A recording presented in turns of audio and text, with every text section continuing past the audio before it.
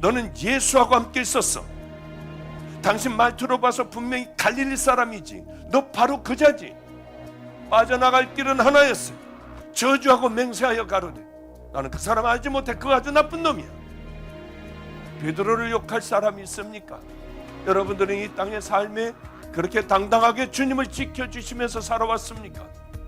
아니면 세상의 쾌락이나 여러분들에게 가장 중요하던 것을 먼저 잡지는 않았나요? 지옥에 간다 해도 나 맹세코 예수 몰라 소리쳤던 베드로하고 뭐가 다르겠어요? 그런데 그때요, 바로 닭울음 소리가 들려요. 너무나도 기가 막혀 예수님을 비로소 눈을 들어 바라봤어요. 내가 다 알아. 네가 얼마나 약한지 내가 다 알아. 인자한 눈이셨어요. 그런데 자기같이 약한 자가 없었어요. 자기같이 용기도 없고 믿음이 없었고 비겁한 자가 없었습니다. 주님을 모른다고 벌써 하다가 보니까 3번이나 부인을 했고 저주까지 해버렸습니다. 베드로야, 그게 네 모습이야. 나도 너를 용서해. 내가 뭔가 손해가 날 것 같아서 주님을 그렇게 부인하고 살지 않나요? 마음은 하나님을 멀리 떠나 있는 우리들의 모습 아닌가요? 하나님을 가까이 하라. 그리하면 너희를 가까이 하시리라.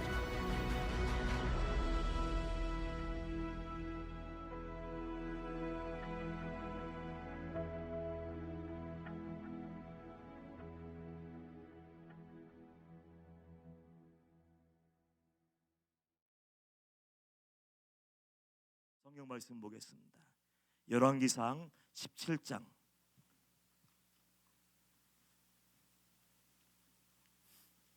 1절부터 7절까지 말씀을 제가 한 절 읽고 여러분들이 한 절 읽고 교독을 하도록 하겠습니다.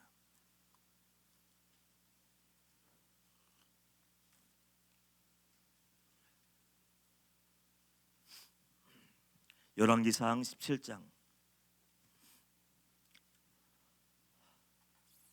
1절부터 7절까지 제가 한 절 읽고 여러분들이 한 절 읽고 교독을 하도록 하겠습니다.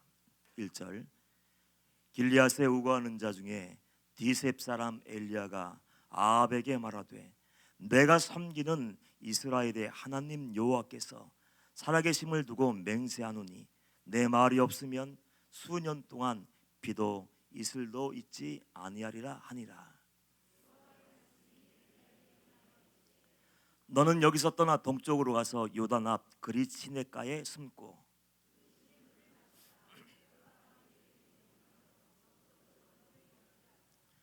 그가 여호와의 말씀과 같이 하여 곧 가서 요단 앞 그릿 시냇가에 머물매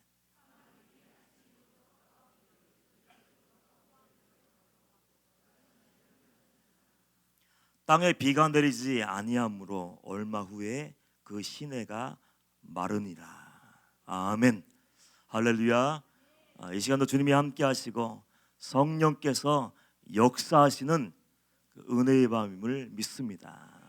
마음을 열고 주님께 고정할 때 주님이 은혜 주실 줄 믿습니다.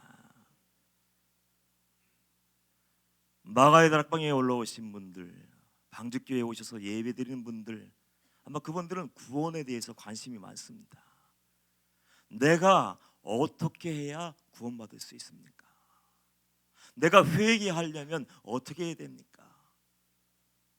구원에 관심을 갖고 그 회개의 자리로 나가서 열심히 회개하고 나 이제 구원받았구나. 이제 나는 하나님 안에 예수 그리스도 안에 있네. 그렇게 확신을 가지고 있다가 얼마 후에 쪼르르 달려와서 상담하다가 낙심하며 눈물을 흘리는 사람들을 참 많이 보았습니다. 목사님, 제가 분명히 구원받았습니다. 제가 예수님 만나고 모든 것을 다 던지고 돌아서서 예수께 나왔습니다. 회개도 하고 회개의 눈물도 흘렸습니다. 그런데 내 마음속에 미운 사람이 왜 이렇게 많죠? 내 마음속에 사랑할 수 없는 사람, 용서할 수 없는 사람들이 왜 이렇게 많죠? 예수님은 사랑하라고, 예수님은 순종하라고 말씀하셨는데 내 마음속에는 분노가 지금 치밀어 오릅니다. 그러면서 내 구원이 잘못된 거 아닙니까? 내가 만난 예수님 그것이 거짓이 아니었습니까? 내가 열심히 회개하고 눈물 흘리고 돌이켰는데 그거 가짜가 아닙니까? 그렇게 눈물 흘리면서 얘기했는데 해줄 말이 없어요. 여러분, 구원이 무엇입니까? 구원은 다른 말로 얘기해서 제가 쉽게 표현해서 주인이 바뀌는 거예요. 하나님과 우리가 불신적으로 관계가 깨어졌지 않습니까?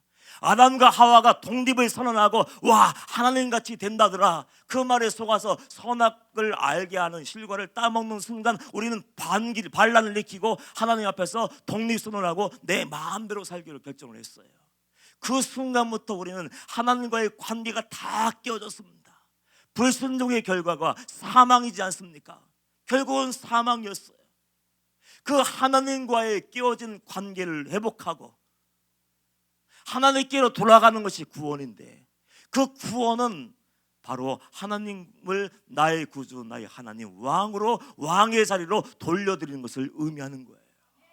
저와 여러분들이 구원받았다면 이제는 내 의지와 내 감정은 십자가에 날마다 못 박아야 됩니다. 사도 바울의 고백처럼 나는 날마다 죽노라, 날마다 죽노라 고백하면서 또 내 마음속에 분노가, 내 마음속에서 미움이, 내 마음속에서 질투가, 원망이 나올 때마다 그걸 끄집어내서 십자가에 못 박는 거예요. 그것이 바로 주인이 바뀐 구원받은 자의 삶이라고 저는 생각합니다. 여러분이 정말 예수님을 나의 구주, 나의 하나님을 영접하고 어느 날 저와 예수님의 은혜로 예수 그리스도의 보혈로 쉽게 맞다면 반드시 거쳐야 할 하나의 학교가 있습니다. 그 학교가 무엇입니까? 순종의 학교예요. 주님을 나의 왕으로, 주님을 나의 구주로 영접을 했으면, 그분께 왕권을 내어드렸으면 이제는 나는 없어요. 내가 살아있고 시퍼렇게 살아있고 내 고집이 아직도 남아있고 내 신념이 아직도 나를 지배하고 있다면 그건 구원받는 자의 증거도 아니고 변화의 증거도 아니고 열매가 하나도 없는 거죠. 구원이라는 것은요 정말로 어렵습니다. 예수님을 만났기 때문에 성질 빼어서 십자가에 못 박는 사람 손 들어 보십시오. 예수님을 주인으로 모셨기 때문에 내 감정과 내 자존심과 내 이익을, 내 편안함과 안락함을 다 빼서 이 주님을 위해서 십자가에 못 박은 사람 손 들어 보십시오. 구원받는 것이 얼마나 어려운지, 구원의 커트라인을 우리는 너무 쉽게 생각해요. 눈물 한번 찔끔 흘리면, 어느 죄에 대해서 회개하고 한번 돌이키면 되는 줄 알지만 단지 그것만 가지고는 안 돼요. 우리의 전생애와 인생과 영혼을 하나님께 내어드리고 예수님의 제자다운 삶을 살아내지 않으면, 예수님께서 하나님의 일을 이루기 위해서, 구원의 역사를 이루기 위해서 목숨을 걸고 복종하셨던 것처럼 생명을 걸지 않으면 구원은 불가능할지도 몰라요. 얼마나 무시무시한 일이 우리 앞에 펼쳐지겠습니까? 나는 구원받은 줄 알았는데, 나는 괜찮은 사람인 줄 알았는데, 나는 목사니까, 나는 장로니까, 권사니까 이 정도면 괜찮을 거라고 생각했는데, 하나님은 어느 날 우리에게 그렇게 얘기하실지 몰라요. 넌 누구니? 뭐하다 왔니? 내 마음대로 고집 부리며 살다 왔는데요. 그럼 부끄러울 수밖에 없어요. 여러분이 애써서 좁은 문을 들어가기를 원하고 주님께 여러분의 인생의 주도권을, 권리를 다 이행했다면요, 순종의 학교에 입학하기를 축복합니다. 이전에는 내 마음대로 살았어요. 내가 주인 되어서 넓은 길로 달려가며 내가 즐길 수 있는 모든 것을 다 즐기고 세상에서 추구한 모든 것을 얻기 위해서 그렇게 달려갔지만, 이제는 주님이 계시기 때문에 이제는 나는 없고 주님 뜻대로 살기로 결단한 자가 구원받은 자예요. 믿음의 조상 아브라함을 보십시오. 어느 날 하나님이 오셔서 아브라함에게 말씀하셨어요. 너는 일어나, 거기 앉아있지 말고 일어나서 내가 지시하는 곳으로 가. 아버지 집을 떠나야 된다. 익숙하고 편안한 곳이었어요.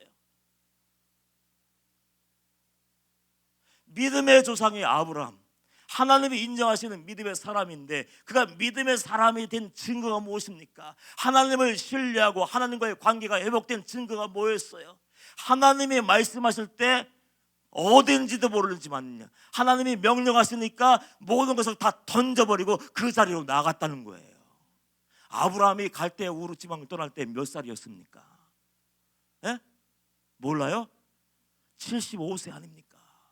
여러분, 75세에 하나님이 오셔서 야, 너 모든 것을 다 던져버리고 지금 내가 지시하는 저 아프리카 부룬디를 가든지 케냐로 가든지 가라 얘기하면 선뜻 아멘 할렐루야, 하나님이 말씀하시면, 하나님이 명령하시면 내가 모든 것을 다 던져버리고 거기로 달려가겠습니다. 할 수 있는 사람이 과연 몇 명이나 있을까요? 하나님, 나의 왕이시고 나의 구원자이신 하나님이 말씀하신데도 불구하고 하나님, 내가 지금 나이가 내일 모레 80인데 어디를 가라고 말씀하세요? 너무 늦었습니다. 할 수 있는 것도 많지 않습니다. 여러 가지 핑계를 대면서 하나님이 명령하신 그 자리로 가지 않겠다고 때를 쓰는 사람이 얼마나 되겠습니까? 참 많을 거라고 생각해요. 주님을 나의 구주, 나의 하나님, 나의 왕으로 영접한다는 것은 단순한 고백이 아니에요. 정말 구원받은 자, 하나님을 신뢰하고 하나님과 관계가 회복된 사람은 하나님이 말씀하시는 그대로 그냥 순종하며 그 길 묵묵히 걸어가는 사람이에요. 오래전에 이 자리에서 말씀을 증거했습니다. 태초에 하나님이 천지를 창조하시는 날, 그 한마디 말씀이 압도되어서 많은 사람의 심령이 깨어지고 하나님께 돌아와서 구원받았습니다. 그런 말씀을 증거했는데, 그 예배를 마치고 나서 누군가가 원장실로 올라왔어요. 원장실로 와서 문을 똑똑 두드리면서 들어가도 되겠습니까? 누구신지 몰랐지만 들어오십시오. 어느 남자 집사님 들어오셨는데 그분이 제게 그런 얘기를 했어요. 앉자마자, 목사님, 오늘 말씀을 듣는데 그 말씀이 내 심령 속에 꽂혀버렸습니다. 말씀이 나에게 막 날아오는 것 같더래요. 날아오는 것. 그래서 어떤 사람인가 궁금했습니다. 그때는 누군지도 몰랐어요. 말씀이 내 마음속에 꽂혔고 말씀이 나에게 날아와서 내 품에 안겨 있습니다. 저를 위해서 기도해 주십시오. 그렇게 얘기하고 그냥 그것이 헤어졌어요. 근데 그 다음에 오랜 시간이 지난 다음에 그분이 누군지 알았어요. 선한 사람이라고 들어보셨죠? 김대영 집사님 맞습니까? 그 집사님이었어요. 예수님을 알기 이전에는 내가 주인이 되어서 이 세상에서 내가 즐길 수 있는 모든 것을 내 마음대로 즐기기 위해서 남을 괴롭게 했던 그 삶을 살던 그 사람, 내가 주인 노릇하는 그분이 어느 날 예수님을 만났어요. 예수님을 만나니까 와, 내가 어떤 자였던지 어떤 죄인지 깨달았고, 지금까지 내가 살아온 모든 삶은 사단에게 속은 삶이었구나, 잃어버린 삶이었구나, 그걸 깨닫고 이제는 주님께만 순종하기로 결단했어요. 얼마나 열심히 최선을 다하는지요. 근데 그분이 암에 걸렸어요. 대장암 말기. 그러면 대충 이제 말기 판정을 받으면 선교지에 갔다가 쫓겨나서 돌아왔으면 이제 어떻게 해야 됩니까? 가만히 누워 있어야 되는 거예요. 가만히 누워서 마지막을 준비하며 이제 할 만큼 했지, 이제 하나님도 뭐라고 하시지 않겠지, 그러면서 편안하게 준비하면서 나름대로 마지막을 마무리하면서 그 준비할 텐데, 그 마음속에 성령님의 감동이 있었는지, 나 이렇게 누워 있으면 안 돼, 나 이렇게 누워 있다가 하나님 앞에 가면 내가 얼마나 부끄러울까, 내가 할 수 있는 것이 없을까, 최선을 다해야 되는데, 그 집사님 그 마음속에 하나님이 감동을 주셨을 때 그 감동을 하나님이 주시는 그 말씀으로 딱 붙잡고 일어나서 공사판으로 나갔어요. 집을 짓는 공사장으로 나가서 거기서 벽돌을 짊어지고 그 계단을 올라다니면서 하루 일당을 벌어와요. 그럼 그걸 가지고 자기를 위해서 사용한 것이 아니라 자기보다 더 어렵고 힘든 사람들을 위해서 그 모든 것을 다 나눠줬더라고요. 그분의 이야기를 나중에 늦게 듣고 제가 얼마나 감동했는지 몰라요. 정말 그분은 하나님의 사람이었나 보다. 진정으로 예수님을 만나고 내 몸이 아프고 내가 죽어가고 육신이 지금 무너져 내리는 그 상황 속에서도 하나님을 먼저 생각하고, 주님이 이 상황 속에서 누워있길 바랄까, 고통스러워하며 신음소리를 가뿐숨을 내쉬며 그냥 가만히 누워있는 것을 원하실까 생각하고, 하나님이 뭘 기뻐하실까를 생각하고 하나님이 감동을 주시는 대로 순종하며 마지막까지 그렇게 살다가 하나님의 부르심을 받았어요. 저와 여러분의 가장 중요한 것이 무엇입니까? 여러분의 주인이 하나님이고 여러분이 예수 그리스도의 보혈로 씻김받고 구원받은 자녀가 되었다면 육신의 안일함과 안정감을 위해서 살고 내 마음대로 뜻대로 사는 것이 아니라 하나님의 뜻이 무엇인지를 물으시기를 축복합니다. 하나님은 우리에게 말씀하시는 하나님이에요.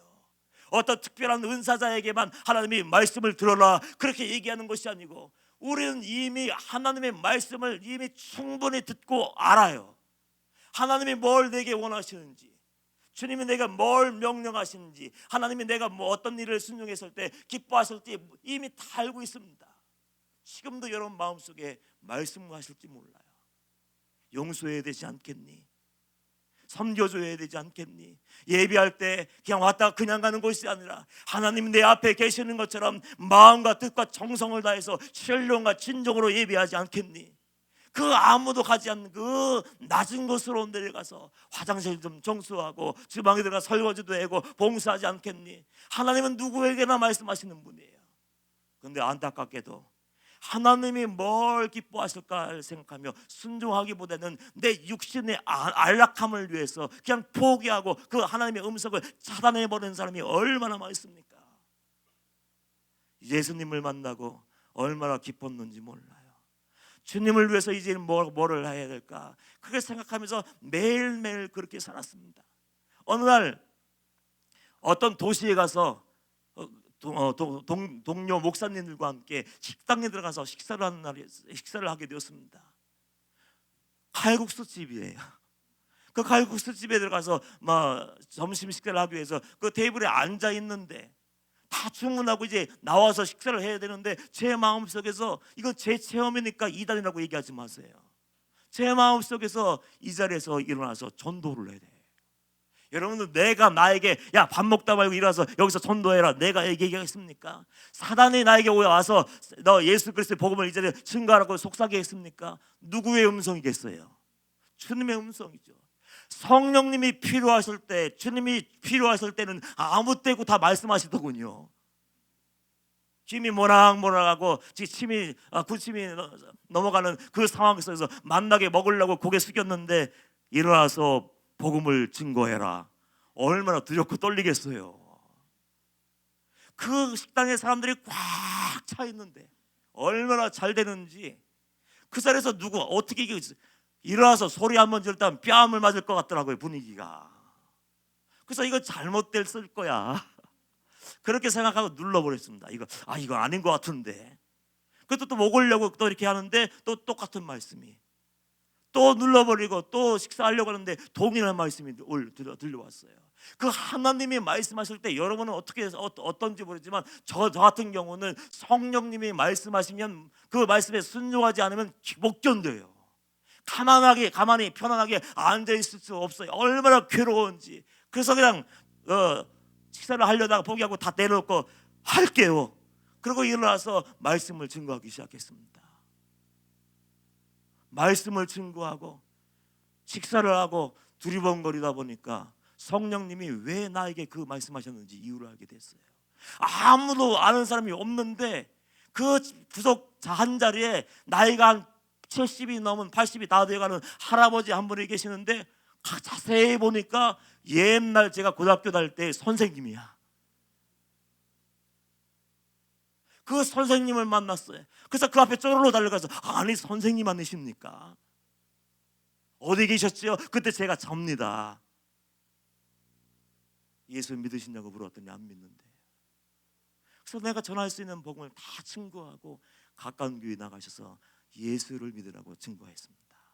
그 돌아오면서 그런 생각을 했어요. 하나님께서 어쩌면 그 선생님에게 마지막 예수 그리스도를 믿을 수 있는 그 전도의 문을 열어주셨는지 모르겠다.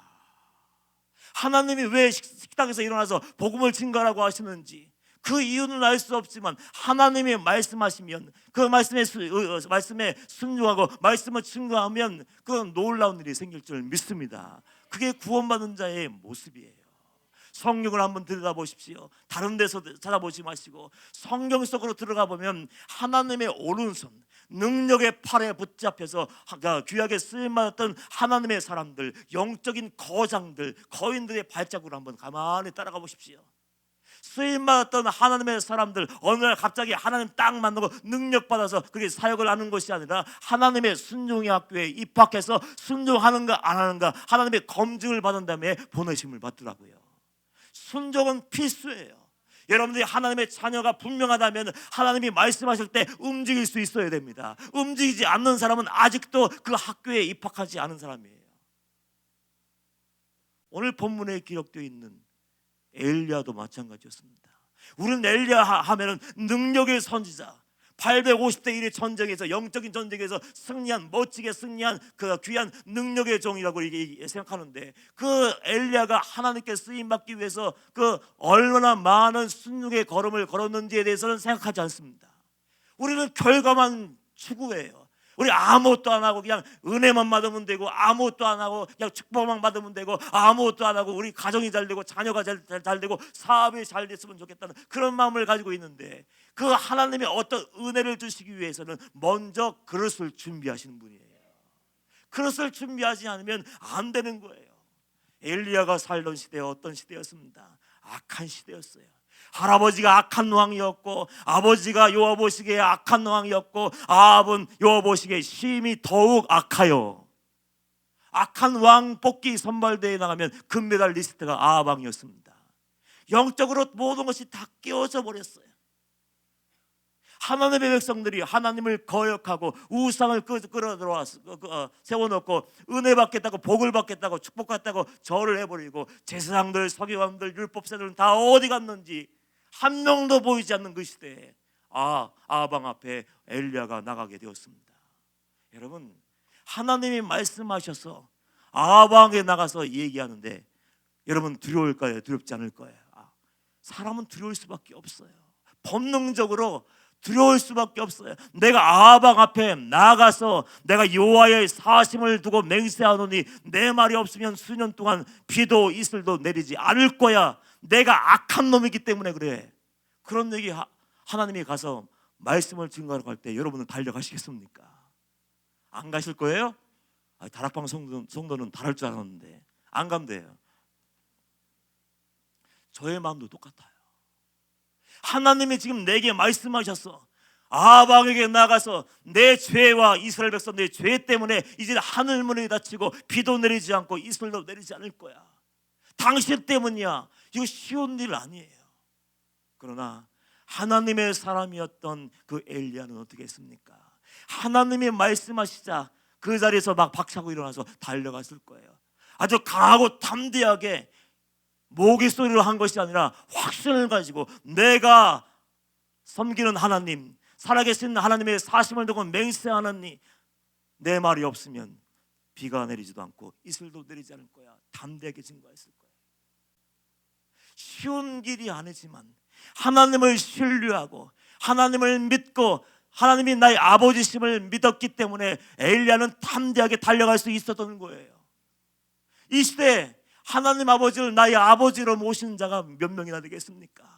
하나님이 나의 아버지시고 우리 마지막이 천국이고, 우리가 그 좁은 길 걸어가지 않으면 그 마지막이 심판의 길이고, 그리고 마지막에 지옥불에 던져진다는 걸 안다면 하나님 앞에서 생명을 걸고 믿음줄을 지켜야 되는데, 믿음줄을 붙잡고 내 믿음을 지켜내야 되는데, 이익 앞에서, 생명 앞에서, 즐거움 앞에서, 쾌락 앞에서 하나님을 던져버리고 하나님 아닌 다른 것을 붙잡고 사는 사람들이 얼마나 많습니까?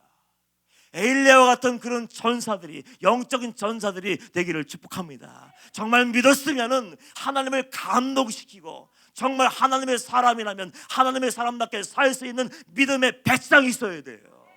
그 배짱도 없이 무서워서 절절절 피하고, 손해봐서 피하고, 불이길 당해서 피하고, 누가 한마디 한다고 벌벌 떨면서 도망가 버린다면 누가 하나님을 지켜드리며 하나님 나라의 역사를 이루어 가겠습니까? 아방 앞에 나가서 담대하게 말씀을 증거했는데 하나님이 역사해 줄 줄 알았어요. 내가 생명을 걸고 나가서 하나님의 말씀을 선포하면 하나님이 아합의 딱이라도 딱 때려주실 줄 알았어요. 그런데 하나님이 담대하게 달려가서 생명을 걸고 가서 말씀을 증거했더니 2절 말씀 어떤 말씀이 기록되어 있습니까? 여호와의 말씀이 엘리야에게 임하여 이르시되 너는 여기서 떠나 동쪽으로 가서 요단 앞 그릿 시냇가에 숨고. 정말 하나님 말씀하셔서 신난다, 이제 뭔가 이루어지겠다, 이 나라가 달라질 거야, 그 기대를 가지고 딱 왔는데 하나님이 얘기하자마자 빨리 도망가, 거기 가서 숨어 있으래요.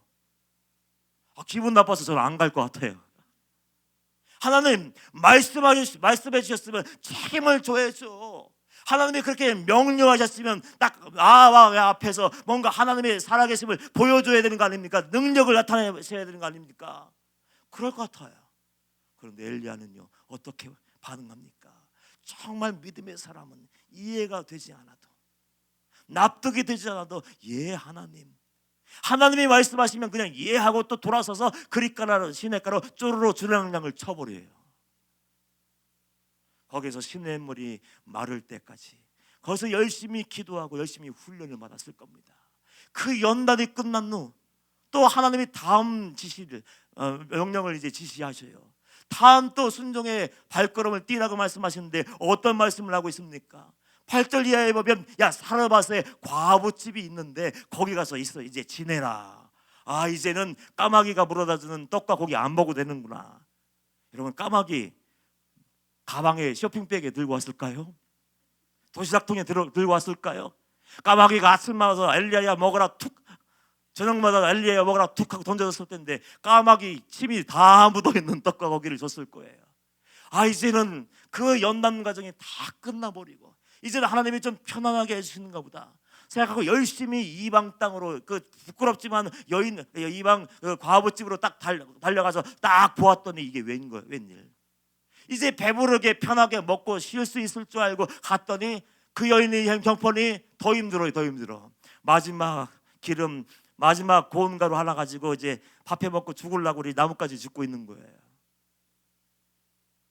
얼마나 한심스럽겠습니까? 이것이 아닌데, 여러분, 우리 생각은요 얼마나 단순합니까? 말씀했는데 기적이 나타나지 않고 숨었다가 또 나오는데 또 더 큰 고난이 나에게 다 닥치면 우리는 하나님이 없다라고 생각해 버려요. 하나님이 내게 말씀하신 것이 다 거짓인가 보다, 내가 믿고 따라왔던 하나님이 아무것도 못하시는 하나님이 아니야 하면 의심할 수 있는 그 상황이에요. 그런데 그럼에도 불구하고 엘리야는 멋있어요. 한마디 하지 않아요. 입을 딱 다물고 하나님의 뜻이 계시겠지, 하나님이 무슨 섭리가 계시겠지, 그 다 훈련, 그리스도가 아합왕 사르밧까지 달려가서 가서 거하는 동안 그 훈련을 다 마친 다음에 드디어 그 훈련, 순종의 테스트, 믿음의 테스트가 끝난 다음에 믿음의 정상으로 딱 올라가는 거예요. 우리는 너무나 쉽게 믿음의 정상에 올라가려고 해요. 순종도 하지 않고 거룩함도 없고 하나님 앞에서 정직한 삶을 살지 않고 이중적인 삶을 살고 우리 마음속에 불신함과 의심이 가득한 채 살면서 믿음의 승리와 역사와 기적을 맛보기를 원하는 사람들이 얼마나 많이 있습니까? 하나님의 능력과 하나님의 은혜를 체험하기를 원한다면 어느 순간이든지 하나님의 손을 붙잡고 담대하게 고백할 수 있어야 돼요. 하나님은 살아계십니다. 하나님은 나의 하나님, 나의 아버지임을 믿습니다. 그 담대한 믿음의 길을 걷지 않으면 그 누구도 믿음의 정상에 올라갈 수가 없는 거예요. 제가 이 자리에 오기까지 많은 세월이 흘렀습니다. 박보공 목사님 처음 만나서 얼마나 깜짝 놀랐는지, 26살에 처음 뵙고 그분이 어떤 분인지는 27에 알았어요. 그 1년이 얼마나 아까운지 몰라요. 1년만 좀 더 일찍 알았어도 뭔가 됐을 텐데 아직도 못 됐어요. 목사님은 정말 제가 존경하는 목사님은 말씀대로 사시는 분이에요. 한결같이 하나님이 뭘 기뻐하실까? 하나님이 원하시는 것은 뭘까? 내가 굶주리고 내가 헐벗고 추위에 떨며 매를 맞으며 내가 간이 굳어져서 피를 토하며 피를 쏟아 내 생명이 끊어진다 할지라도 하나님만 한 번만 바라보고 견뎌내신 분이에요. 그분이 교제한 지 얼마 안 된 후부터 숙제를 내기 시작했어요. 피해갈 수 없는 숙제더군요. 임전도사, 오늘부터 성경 읽으면서 창세기부터 계시록까지 죄란 죄는 싹 끄집어서 기록해. 다 썼습니다. 어느 날은 하늘 보좌를 움직이는 기도 9시간 기도한 책을 딱 던져주시는 거예요. 2권짜리. 이 책 보니까 어떤 분이 하루에 9시간씩 기도했는데 하나님이 함께 하시는데 임 목사 읽고 기도해. 어느 날 갑자기 임 목사 산으로 올라가야 돼. 임 목사 장으로 나가야 돼. 임 목사 가지고 있는 거 다 털어서 다 나눠줘야 돼. 하나하나씩 테스트하기 시작했어요. 하나님이 한 영혼에게 은혜 주시기 위해서 그것이 믿음이 참인지 가짜인지를 그 테스트하는 것처럼 하나하나 툭툭 던지기 시작했어요. 죄를 목록을 책을 이만큼 갖다 주고 읽어봐 하면서 그 하나하나 전 뭔지도 몰랐어요. 그냥 그분이 하라고 하시면 하나님이 내게 주시는 레마의 말씀으로 딱 들었어요. 왜냐하면 그것이 하나님이 기뻐하시는 거라는 걸 알았기 때문에. 그래서 하나하나 순종했어요. 결정적인 때가 있었습니다. 4년이 벌써 지났군요. 4년 전에 주일 오전 예배가 끝난 다음에 전화가 왔습니다. 임 목사, 지금 당장 올라와. 주일이에요. 주일 저녁 예배를 드려야 되고 이제 오전 예배 드리고 한숨 돌리고 앉아 있는데 밑도 끝도 없이 설명도 안 해주고 무조건 올라와. 제가 어떻게 했을까요? 에? 올라간다고 했지요. 한마디로 네. 그러고 올라왔어요. 뭔지도 모르고 올라왔어요. 저희 집사람과 같이 올라가서 가슴이 철렁 내려앉았습니다. 그래서 열심히 차 타고 올라오면서 집사람과 얘기했어요. 제 아내와 우리 뭐 무지하게 잘못한 것 같아. 올라가서 목사님께 혼날 것 같은데 뭐라고 얘기하든 죽은 척 하자고. 열심히 혼나고 오자. 그러고 올라왔어요. 아니 그런 적이 없었으니까. 그런데 그렇게 올라오자마자 빙그레 웃으시면서 자리로 인도하시고 이렇게 말씀하시더라고요. 임 목사 올라와. 어디로 올라옵니까? 방주교회로 올라와. 하나님께 그렇게 기도하셨대요. 도저히 올라올 수 없는 그때 상황 속에서 만약에 임 목사 누구하고 3명을 생각하셨대요. 3명을 생각해놓고 열심히 기도하면서 딱 전화했을 때 아무것도 묻지 않고 내일 가면 안 될까요? 저녁에 예배 있는데요. 그런 얘기하지 않고 무조건 이해하면은 그 사람인 줄 알겠습니다. 열심히 기도하시고 혼자 전화한 것이 아니고 스피커폰으로 열어놓고 그리고 교회 재직들에게 물었답니다. 능력 있는 목사를 부를까요? 설교 기가 막히게 하는 목사를 부를까요? 박사학위 가진 목사를 부를까요? 아니면 진실한 목사를 부를까요? 하면서 다 선택권을 준 다음에 전화하셔서 같이 함께 있는 그 자리에서 딱 눌러서 전화한 거예요. 근데 제가 그 기대에 부응한 건지는 모르겠지만 제가 첫 번째 전화했는데 그냥 예하고 올라온 거예요. 예 한마디가 제 인생을 또 한 번 바꿔놓게 되었습니다. 그래서 저는 얼마나 감사한지 몰라요. 저는 잘하는 거 아무것도 없어요. 평생 시골에서 할아버지들 할머니들 섬기다가 그냥 그 자리에서 은퇴하겠다. 나는 이사 안 가고 여기서 평생을 목회하겠다. 그런 마음 먹고 있었는데 그냥 하나님 말씀에 순종해야지. 그분 말씀에 순종해야지. 결단을 하고 이해하고 시키는 대로 한번 해보려고 애쓰고 제가 진실한 종은 아니에요. 정말 지금도 얼마나 갈등이 많고 고민이 많고 죄가 많은지 얼마나 부끄러운지 몰라요. 그런데 그럼에도 불구하고 하나님 앞에서 순종하며 진실되게 살아보려고 애쓰는 그 모습 보시고 주님께서는 한 걸음을 인도하여 주셨어요. 목사님이 그러시더군요. 동기들 봐라. 그 신학교 졸업한 모든 사람들 봐라. 그 사람들이 앞서가는 것 같지만 지금 10년이 지나고 20년이 지난 지금 이 자리에서 딱 뒤돌아보면 임 목사보다 더 큰 가능성을 가지고 있는 사람은 존재하지 않는다. 그렇게 말씀하시더라고요. 그래서 가만히 돌아보니까 정말이에요. 하나님은 어떤 자를 쓰실까요? 하나님은 하나님을 정말 믿고 신뢰하고 그분의 말씀에 순종하는 자를 부르신 줄 믿습니다. 앤드류 모리의 순종학교라는 책이 있더라고요. 이 얘기만 하고 말씀 마칠게요. 그 앤드류 모리의 순종학교에서 책을 읽다 보니까 이런 말이 쓰여 있었습니다. 순종 외에 예수님의 제자가 되는 방법은 없다. 순종 외에 하나님의 사람이 되고 순종 외에 하나님의 용사가 되는 방법은 절대로 존재하지 않습니다. 하나님은 순종하지 않는 사람을 결코 자기의 백성으로 택하지 않으십니다. 하나님이 뭘 기대하실까요? 엄청난 것을 기대하실까요? 많은 돈을 요구하실까요? 11조 헌물을 요구하실까요? 아니에요. 하나님이 저와 여러분들에게 요구하시는 것은 단지 그분이 말씀하시고 그분이 감동하실 때 그때 행동하기를 원하시는 거예요. 이 시대의 비극이 무엇입니까? 교회의 십자가가 밤하늘을 밝히고 있는 이 시대에 성도의 수가 적어도 지금 사람 줄었다고 하지만 500만 600만이 되는데도 불구하고 이 시대는 지금 멸망의 길로 마지막 길로 달려가고 있어요. 그 이유가 무엇입니까? 다른 거 아니에요. 예수 믿고 믿음 생활을 하고 있지만 말씀 듣고 은혜를 갈망하며 여기저기 찾아내면서 내 마음을 채워줄 어떤 말씀을 기대하고 들었지만 그 말씀 들은 말씀 가지고 행동하지 않기 때문에 그래요.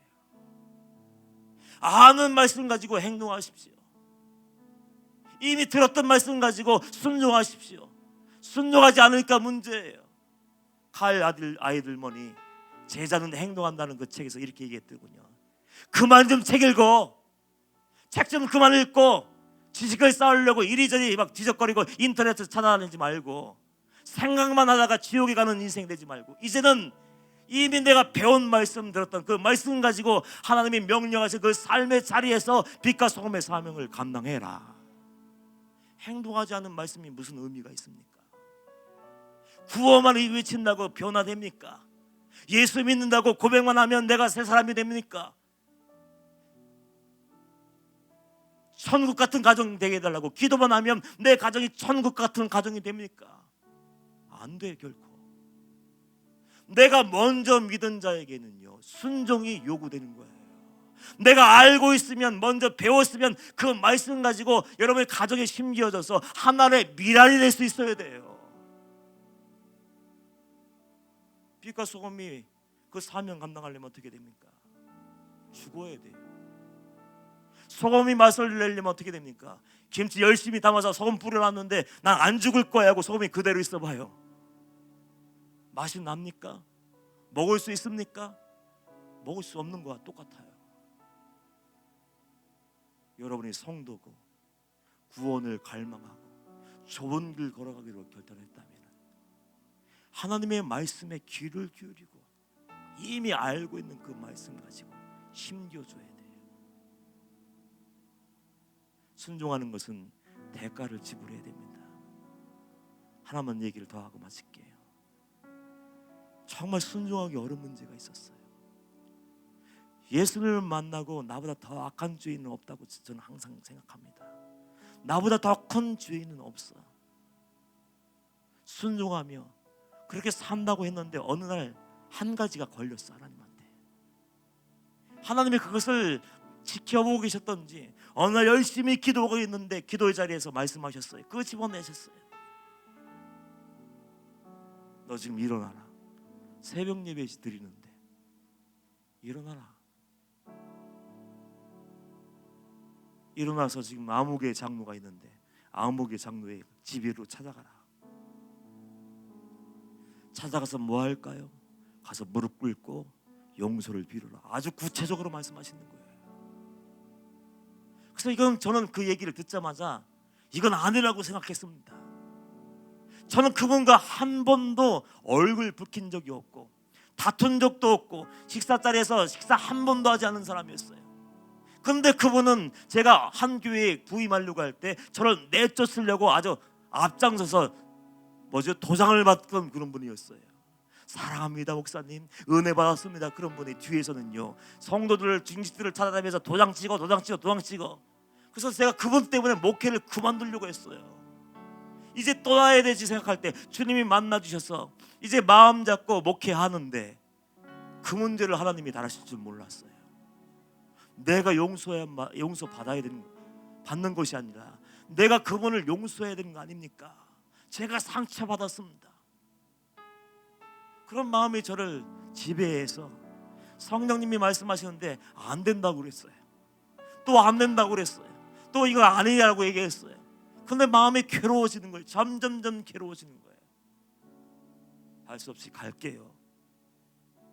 벌떡 일어나서 그분 집에 가서 대문을 두드리고 어떻게 오셨냐고 얘기하는 그 부부, 장로님 부부 방으로 들어가서 얘기하시죠. 들어가서 무릎 꿇었습니다. 창피하지만 부끄럽지만 자존심 상하지만 주님이 말씀하시니까 그 앞에서 무릎 꿇고 그랬어요. 저를 용서해 주세요. 저 때문에 얼마나 마음이 아프셨어요. 저 때문에 교회가 흔들리네요. 당신 때문이 아니라 나 때문에 교회가 깨졌네요. 저를 용서해 주신다면 다시 한번 생명을 걸고 한번 성도를 사랑하며 교회를 세우겠습니다. 순종했지만 마음이 아팠어요. 속으로 눈물을 흘렸습니다. 그러나 그럼에도 불구하고 주님이 말씀하시니까 이제는 의지의 문제예요. 이제 주님이 나의 주인이 되셨으니까 상식으로 내 감정으로 반응하는 것이 아니라 주님이 말씀하셨기 때문에 그렇게 순종하는 자리까지 나아가야 됩니다. 그래서 순종해서 꿇었어요. 원수였던 그분이 그 한 가지 사건으로 마음이 녹아내렸어요. 저에 대한 모든 감정을 다 풀어버렸어요. 왜 그랬냐고 물어봤더니 부임하는데 내가 수석장로인데 제일 먼저 전화 안 해서 삐졌다고 얘기하더라고요. 그 마음이 요만한 사람이었어요. 그런데 그 한 사건으로 해서 다 녹아버리고 그 교회를 떠나올 때까지 오른팔이 되어서 백발이 하얗신 그 장로님께서 목사님이 기도하시고 결정하신 거 다 따라드리시죠.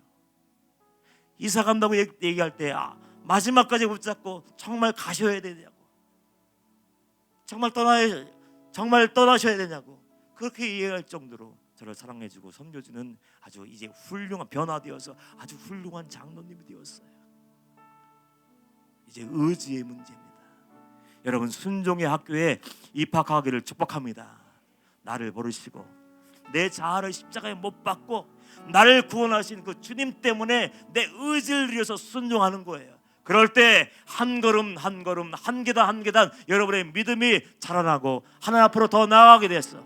엘리야처럼 하나님의 시간에 믿음의 정상에 우뚝 서서 모든 것을 다 박살낼 수 있는, 변화시킬 수 있는 믿음의 용사가 될 줄 믿습니다. 하나님께 모든 것 내어드리고 순종의 걸음을 걸으시기를 주님의 이름으로 축복합니다.